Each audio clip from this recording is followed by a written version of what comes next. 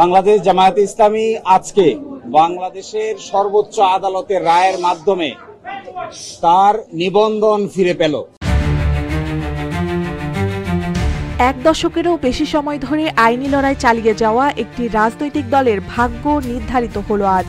বহু প্রতীক্ষার অবসান ঘটিয়ে সুপ্রিম কোর্টের আপিল বিভাগ রায় দেয়, রাজনৈতিক দল হিসেবে জামায়াত ইসলামী নিবন্ধন ফিরিয়ে দিতে হবে। একই সঙ্গে আপিল বিভাগের রায়ে জামায়াতের নিবন্ধন বাতিল করে হাইকোর্টের দেওয়া রায় বাতিল করা হয়েছে। জামায়াতের প্রতীক দাঁড়িপাল্লা ফেরত পাবে কিনা সে বিষয়ে সিদ্ধান্ত নেবে ইসি। ফলে আসন্ন জাতীয় নির্বাচনে রাজনৈতিক দল হিসেবে জামায়াতের অংশগ্রহণের বিষয়ে আর কোনো বাধা রইল না। রোববার সকালে প্রধান বিচারপতি সৈয়দ রেফাত আহমেদের নেতৃত্বে আপিল বিভাগের ৪ বিচারপতির বেঞ্চে এ রায় দেন।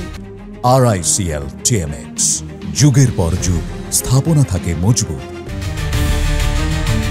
২০১৩ সালে ১ আগস্ট জামায়াত ইসলামের নিবন্ধন বাতিল ও অবৈধ ঘোষণা করে রায় দেয় হাইকোর্ট। এরপর ২০১৮ সালের ৭ ডিসেম্বর জামায়াত ইসলামী নিবন্ধন বাতিল করে প্রজ্ঞাপন জারি করে নির্বাচন কমিশন ইসি। পরবর্তী পর্যায়ে হাইকোর্টের রায়ের বিরুদ্ধে আপিল করে জামায়াত ইসলামী।